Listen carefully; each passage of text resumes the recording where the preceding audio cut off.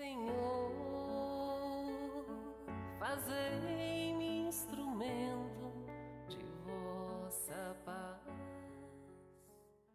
Olá, saudações a todos! Estamos aqui mais uma vez unidos para darmos continuidade às nossas doutrinárias em nossa querida COFA, Casa de Orações Francisco de Assis. E hoje iremos receber a irmã Cida Dias, que irá proferir uma palestra com o tema Conhece-te a ti mesmo. E que nesse momento possamos estar numa postura confortável, relaxados, calmos, que possamos dedicar esse tempo a nos concentrar, que possamos estar dispostos a ouvir, mentalizar, refletir o que a nossa irmã tem a dizer, e que possamos desejar boas vibrações, que suas palavras possam nos auxiliar a entender cada vez mais como o nosso irmão Jesus Cristo iria agir em cada situação, para que a partir disso possamos ser mais conscientes das nossas escolhas, que possamos estar felizes e satisfeitos das ações que tomamos, a fim de alcançar o nosso crescimento espiritual. Todos tenham uma ótima palestra. Seja muito bem-vinda, Cida.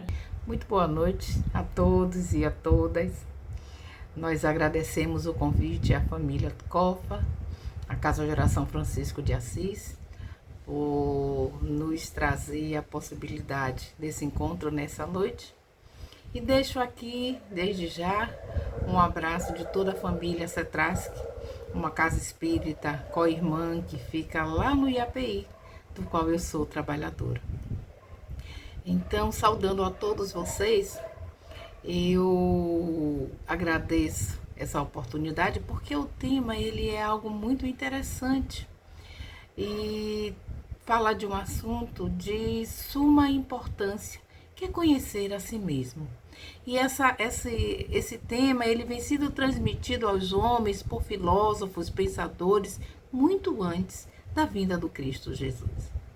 Então, lá no século IV a.C., a mensagem Conhece-te a ti mesmo já se encontrava gravada no pórtico de entrada do templo do deus Apolo, na cidade de Delfos, na Grécia Antiga.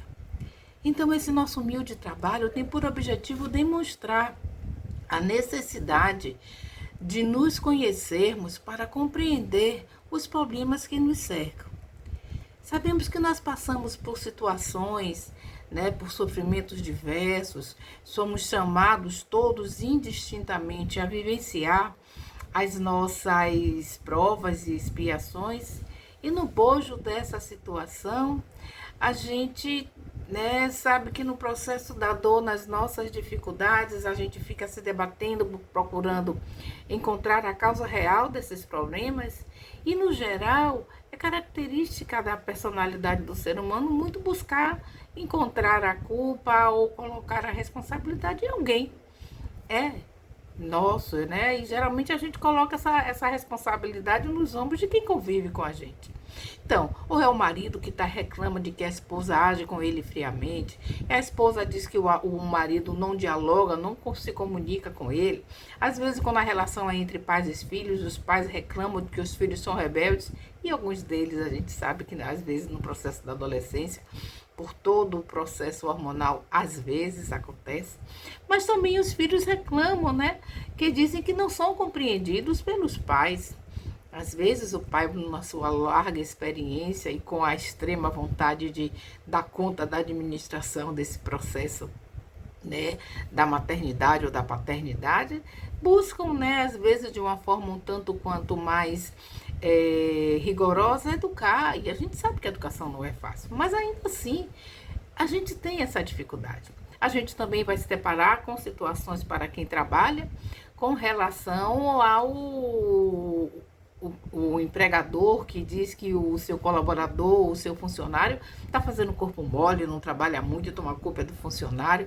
E às vezes o funcionário olha para o seu empregado, o seu empregador, para o seu gestor, dizendo que ele é mesquinho, que não valoriza seu trabalho, que não reconhece a sua força de trabalho. E essas coisas acontecem, é fato. Mas se a gente analisar bem, a gente vai entender e até capaz de nos questionarmos. Será que os problemas que nos afligem são mesmo causados por aqueles que nos rodeiam? Ou será que na verdade não são provocados pelas atitudes, pelas escolhas, pelas decisões que a gente toma? Né? Ou que a gente deixa de tomar também, tem esse aspecto? Então, amigos, a gente precisa avaliar se realmente tudo que a gente está fazendo, todas as nossas atitudes, posturas, decisões, né, todo esse conjunto de comportamental nos fazem realmente merecer uma esposa mais disposta, um marido mais companheiro, filhos mais educados, pais mais compreensivos, né, empregados, né, colegas, parceiros de trabalho mais motivados, empregadores mais altruístas? Será? Ou será que temos apenas agido de uma certa forma, de uma maneira egocêntrica, quando a gente apenas quer que tudo aconteça da nossa forma, que aquele básico, aquela máxima do venha a nós o nosso desejo, e não aquele pedacinho lindo do Pai Nosso, em que o Cristo nos ensinou a dizer: que seja feita a tua vontade, Pai, e não a minha. E às vezes tudo que a gente quer é o pacote pronto, feito para aquilo que a gente pretende, para aquilo que a gente deseja, tá? E nada de distribuir aos outros o que a gente só quer para nós. E a gente precisa lembrar também que o Cristo, quando passou por aqui, ele bem nos ensinou, né, que 2 mandamentos que encerravam todos os outros, inclusive a lei dos profetas, que era amar a Deus sobre todas as coisas e amar o próximo como a si mesmo. Então, o que significa que a gente deve dar ao outro aquilo que a gente quer pra gente. E nada de ficar culpando ninguém, responsabilizando pelas nossas escolhas, pelas nossas decisões ou pelas as consequências que todas elas nos dá. Não é verdade? Então, o Livro dos Espíritos, lá na questão 919, tem uma seguinte questão que Kardec faz ao Espírito de Verdade e que ele pergunta qual seria o meio mais eficaz. O meio mais eficaz para melhorarmos e resistirmos às solicitações do mal. E aí os Espíritos dão uma resposta bem interessante quando eles dizem da seguinte forma, que um sábio da antiguidade, né, disse que a gente deveria conhecer a nós mesmos. E essa máxima é fundamentada em toda a doutrina filosófica de Sócrates também. O pensador dizia que nós devemos primeiro procurar a conhecer nós mesmos do que conhecer a origem das coisas da natureza ou a origem de tudo que está no universo. Por que isso? Sócrates aconselhava aos seus discípulos na busca do autoconhecimento, para que pudessem vencer as trevas interiores. Veja que interessante. Sócrates já sinalizava que essa era a chave de tudo. Perfeito, não é? Então, nessa pergunta, né, na 919, quando Kardec faz traz essa questão, por ser alguém experiente, né, e que era profundo conhecedor das mazelas humanas, questiona o Espírito de Verdade exatamente como a gente poderia, né, evitar que o mal que nos acerca, ou melhor, como a gente poderia progredir diante de tanta maldade, tanta dificuldade, tantas possibilidades de queda que a gente tinha. Então, a resposta dos Espíritos era muito clara, porque ela diz que a gente, ao invés de ficar olhando para o outro, apontando para o outro, responsabilizando ou culpabilizando o outro, a gente deve olhar para dentro da gente. Ó, vale aí a dica, não é verdade? Então, a gente precisa, para esse processo de olhar para dentro de nós, de levantar e identificar essas nossas dificuldades, esses nossos limites, precisa de muita coragem. E a gente precisa também de força, porque fazer uma viagem para dentro de nós mesmos não é fácil. A gente precisa analisar se temos feito por merecer o bem que a gente deseja que seja feito para nós na nossa vida. Mas, acima de tudo, para que essa análise ela seja real, precisamos seguir alguns passos para que a gente não caia na tentação de acreditarmos que somos, né, aquilo que a gente de fato não é. Ou seja, se enganar, né? Isso porque muitas vezes nós somos grandes juízes dos outros. Em algumas situações que acontecem, a gente consegue mapear, identifica o culpado, já diz o que é que deve ser feito, ou seja, a gente acaba sendo o juiz, a gente acaba sendo o juiz, a gente acaba sendo o júri, a gente acaba dando sentença e, se possível, fazendo justiça com as próprias mãos.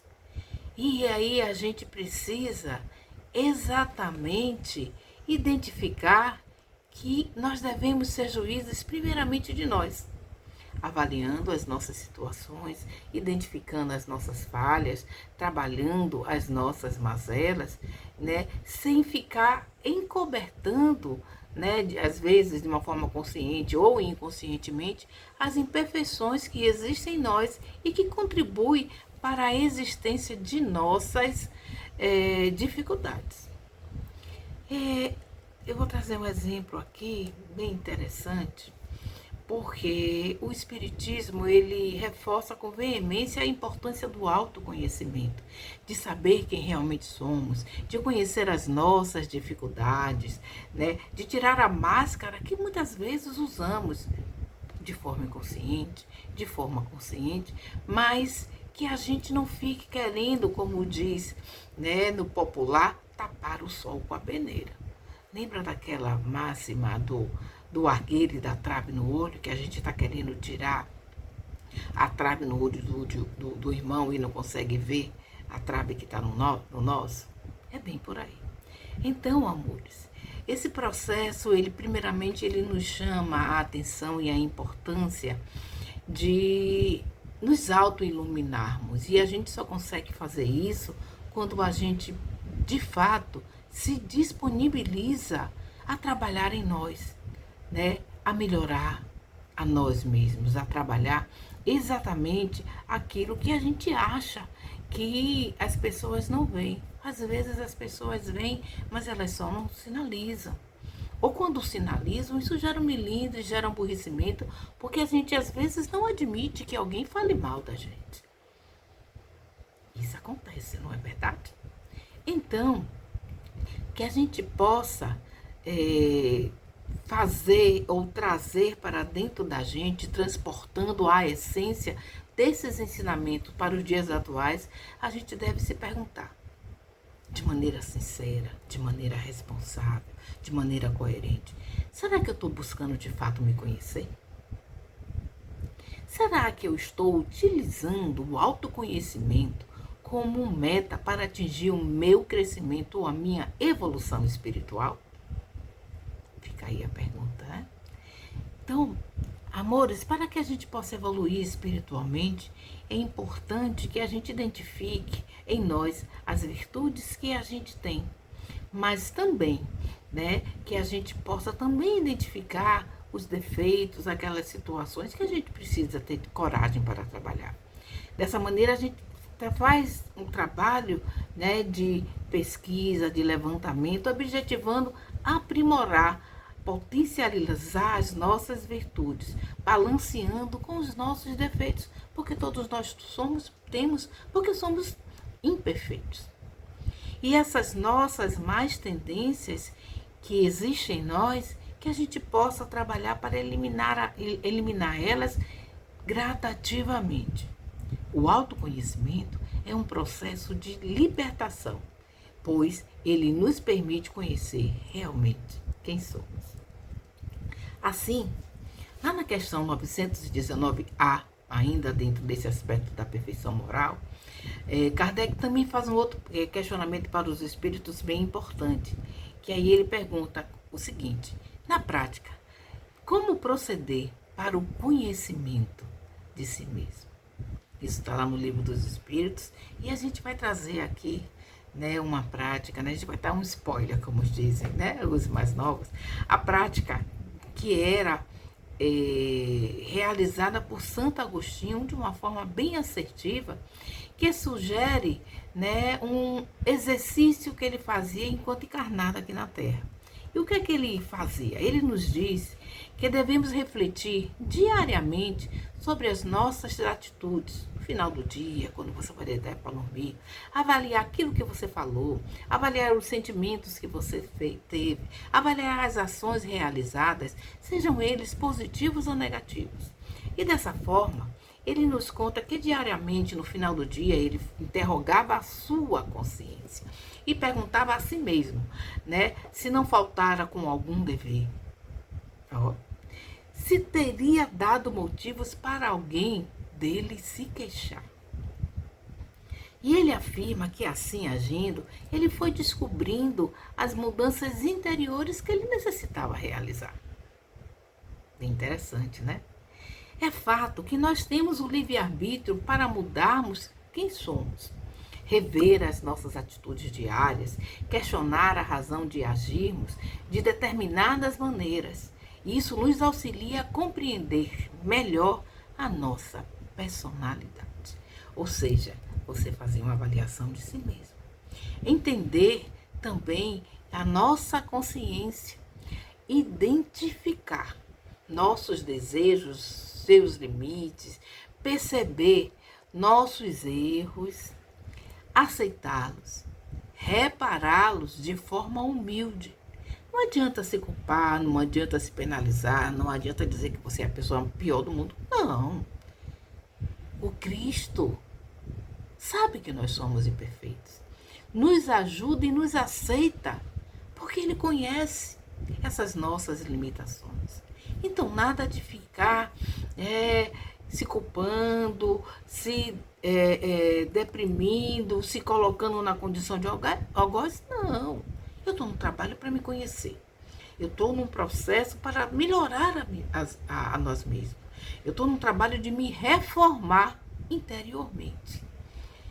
A gente, quando vai fazer uma reforma na casa, a gente tira tudo do lugar, vira uma bagunça, desarruma tudo, quebra, conserta, E muitas vezes, nesse processo que a gente vai levantar o que está ruim, que precisa ser corrigido, melhorado, a gente encontra umas outras coisas que a gente nem imaginava que estava lá, mas que também estão carentes ou necessitando de reforma, de melhoria. Assim vai ser dentro da gente. E à medida que a gente for encontrando, que a gente tenha coragem em aceitar e entender aquilo ali. Às vezes são situações, tendências ou reminiscências de vidas passadas que a gente pode trabalhar. E não só pode, como deve. Para que a gente possa identificar e evoluir, melhorar, aprimorar as nossas potencialidades, dando o nosso melhor de nós para nós mesmos e automaticamente para os outros. Isso é o melhor que a gente pode fazer. Sabe por quê? Todos nós sabemos que somos espíritos eternos, mas o corpo, ele tem um prazo de validade. E quando esse prazo de validade acabar, que a gente retornar para o mundo espiritual, porque vamos todos, bons, ruins, bonitinhos ou não, independentemente de credo, de crença, de religião, de cor, de time, de gênero, tudo vai chegar para todos nós. E esse processo ele é único. Quando a gente retorna para o mundo espiritual, que a gente vai fazer um balanceamento de tudo aquilo, né? E que o Pai Criador vai, no seu senso, no retorno da pátria espiritual, os seus emissários, quando estiverem trabalhando, que forem avaliar o que é que a gente fez durante o nosso projeto encarnatório e nos perguntar o que é que você fez por você, a gente vai poder dizer, não, eu fiz um trabalho interior. Porque não vai ter muita graça se eu disser, não, eu não fiz nada por mim porque eu estava cuidando do outro. Eu estava tomando conta da vida do outro, eu estava querendo mudar o outro, eu estava querendo mudar a situação do outro. É importante fazer caridade. Mas fazer caridade conosco também é um exercício interior muito legal. Sabe por quê? Porque é através desse nosso processo de transformação, de melhoria, de conhecimento íntimo e batalhar para sermos cada dia melhores, que a gente vai se transformar, né, paulatinamente em seres muito melhores para a nossa convivência. E daí, as pessoas que estão ao nosso redor também serão, de uma certa forma, beneficiadas com os nossos exemplos.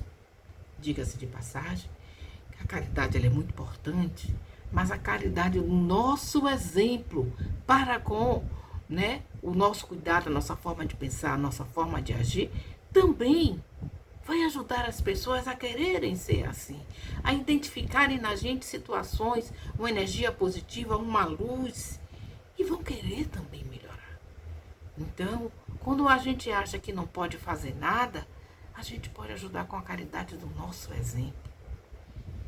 E isso faz com que a gente vá levantando tudo aquilo que a gente pode trabalhar de melhor na gente. Se for necessário auxiliar o outro, auxilie. Mas se querer modificar, sem julgar, sem culpar o outro, isso também é caridade, é trabalhar de maneira indulgente. E a partir do momento em que realmente sabemos quem somos e como reagimos, como tratamos os outros, a gente vai se tornar capaz de lidar com sentimentos negativos sem que eles nos dominem, sem que eles nos controlem. E aí a gente tem algumas dicas interessantes para que a gente possa trazer para vocês, para a gente avaliar o quanto é importante a gente identificar as virtudes em nós. A exemplo da humildade. Sem a humildade, tá? Nós construímos dentro de nós ou espalhamos virtudes que a gente não tem, como se tivéssemos uma roupa para esconder deformidades do nosso corpo. Isso está lá no Evangelho segundo o Espiritismo, no capítulo 7, no item 11. Então, ter humildade é uma virtude importante a ser trabalhada. A gente também tem que entender que a gente precisa ter uma humildade mais sincera, né? Pois sem ela, o próprio Evangelho nos diz que nós tenderemos a esconder defeitos e exaltarmos as nossas virtudes, virtudes que às vezes a gente não tem. Humildade, ela é necessária para que a gente possa compreender que a gente erra sim e que podemos também aprender com os nossos erros. Sendo melhor no amanhã do que a gente foi hoje. Se eu faço aquela análise que Santo Agostinho nos sinalizou e a gente identifica que fez alguma coisa errada, pode tentar corrigir no outro dia. E se por qualquer situação o que eu fiz de errado foi com uma pessoa que eu não vou ter acesso no outro dia, que eu me observe para não fazer de novo com outra pessoa. Uma dica aí, né? Então a gente não precisa ter vergonha de assumir o erro, mas lutar de forma perseverante para resistir à tentação de repetir esse erro. Olha lá, o que Jesus ele nos ensinava exatamente a necessidade de orar, pedindo ajuda para a conquista da humildade, né? E que nos livrará de uma série de angústias. Mas ele sinalizava que a gente precisava orar muito, mas também nos vigiar para evitar de que a gente, né, não venha cair em novas tentações, voltando de novo ao Pai Nosso, quando a gente pede que Ele nos livre de novas ou de velhas tentações. Mas se eu não me vigiar, se eu não me olhar, se eu não me conhecer e encarar isso de maneira corajosa, mas sobretudo verdadeira, eu vou estar sempre recaindo nesse erro. Então a gente precisa entender também o próximo. Não tem ninguém nesse plano que é perfeito. Perfeito só teve um. E a gente sabe perfeitamente que se eu não sou perfeito, meu irmão de caminhada também não é, meu marido não é, minha esposa não é, meu noivo, meu irmão, meu namorado, os meus pais não são, e nem por isso eu vou cobrar mais dele do que eles possam dar. Os meus filhos não serão, então eu também não preciso estar cobrando muito deles. O meu empregador, o meu parceiro de trabalho, colaborador, todo mundo tem suas imperfeições. Lembra que Jesus disse, né, que quem estiver sem erro que atire a primeira pedra. Isso está lá no Evangelho de João, no capítulo 8, no versículo de 1 a 10. Então, Jesus deixou muitos exemplos interessantíssimos para a gente. Psicólogo por natureza. A didática dele era exatamente nos ensinar o tempo todo e nos ensinar a ser mais felizes. E se a gente conseguir ser humilde, nós vamos conseguir também compreender que assim como a gente erra, o próximo, aquele que convive conosco direto ou indiretamente, também vai ter a possibilidade de errar. E tendo essa possibilidade de errar, a gente sabe que se ele errar, ele vai precisar de perdão, ele vai precisar de compreensão, ele vai precisar de compaixão, assim como todos nós precisamos. E isso nos dará, de uma certa forma, uma maior força para aprender a perdoar e, consequentemente, viver melhor com quem está ao nosso redor. Uma outra coisa que a gente precisa fazer é interrogar a nossa consciência. Voltando para o Evangelho segundo o Espiritismo, lá no capítulo 17, que fala do homem de bem, no capítulo 7 Perfeitos, quando ele traz, né, os caracteres do homem de bem, ele dizia que o homem de bem interroga a sua consciência sobre todo o bem que fez e, acima de tudo, sobre o bem que deixou de fazer. Porque não fazer o mal é basicamente uma obrigação nossa.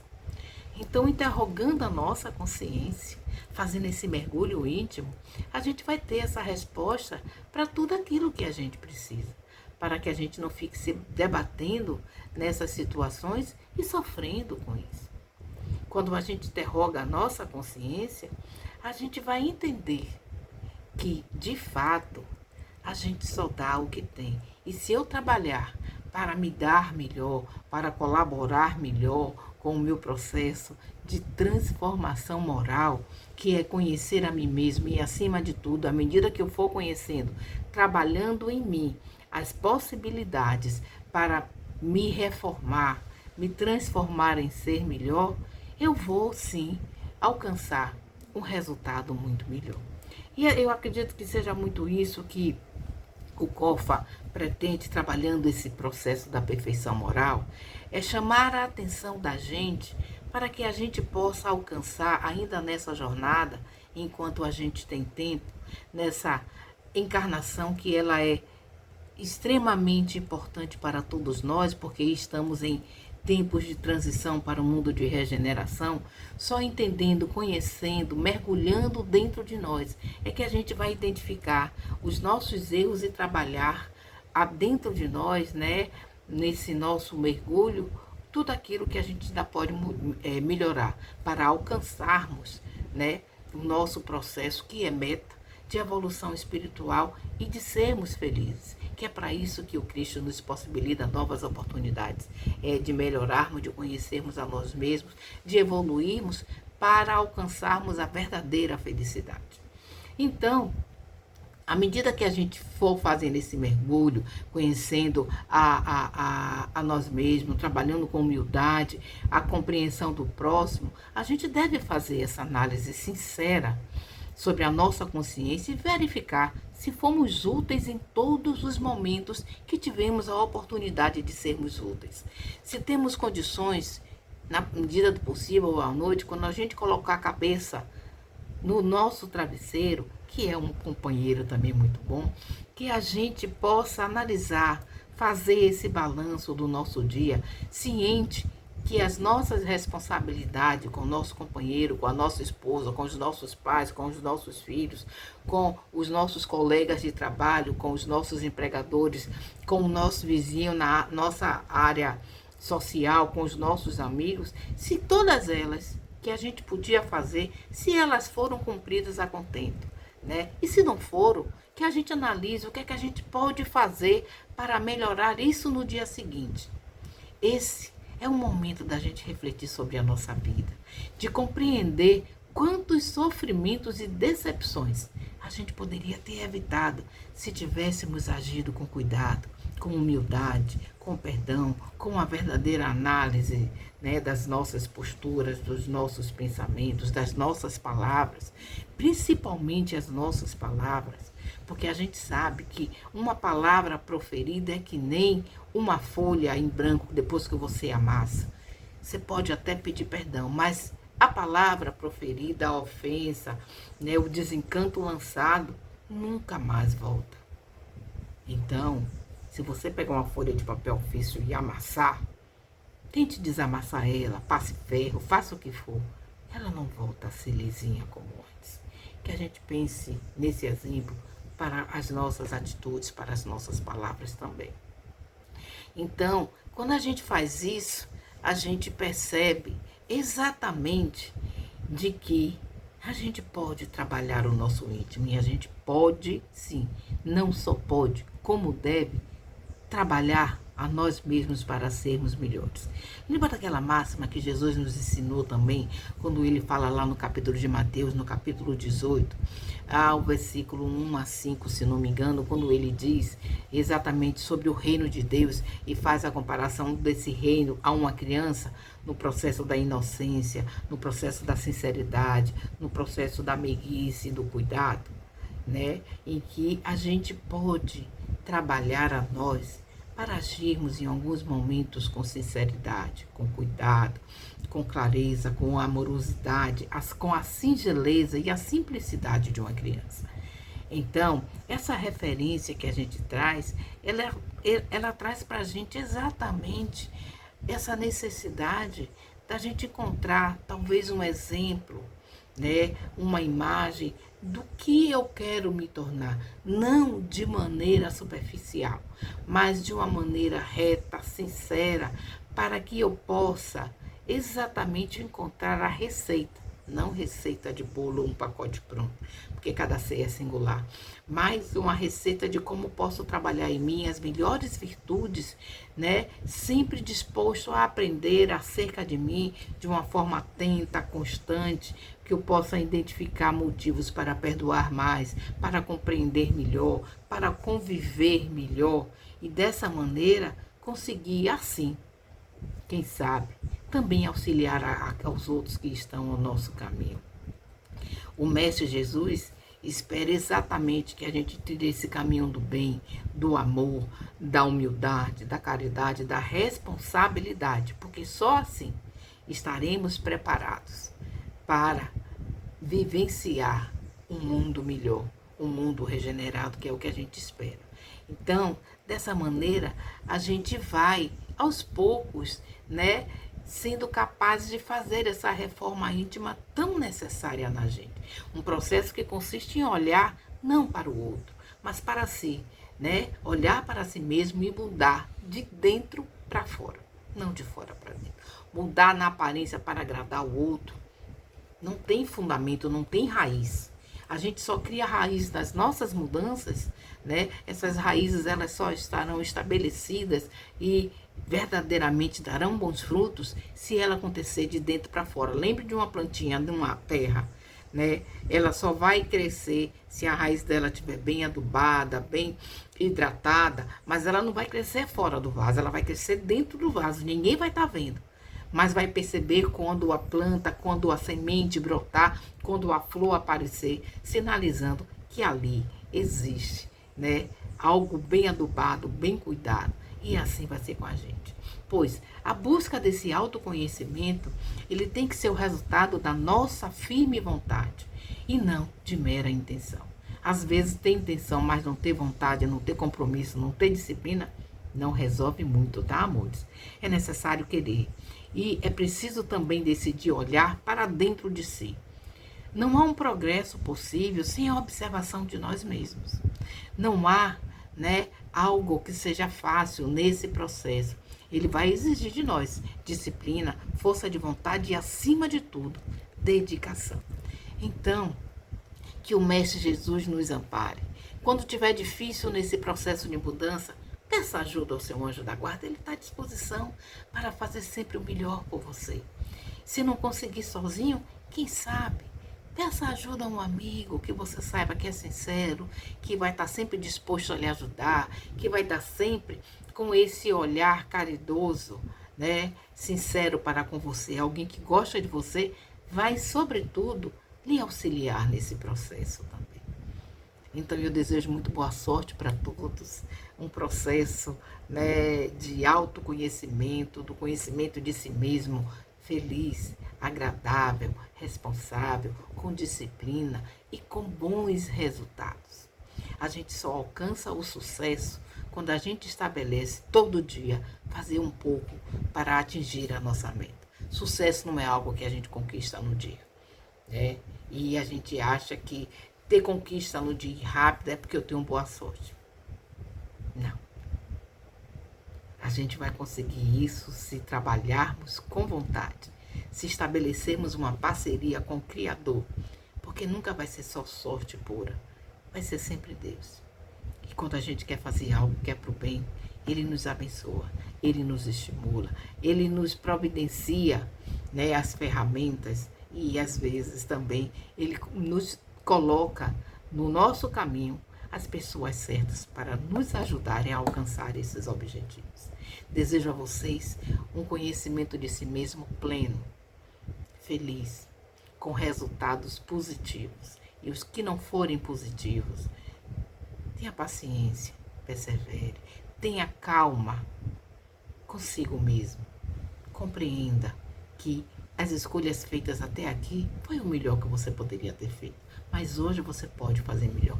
E se pode fazer melhor, faça, que você vai alcançar bons resultados.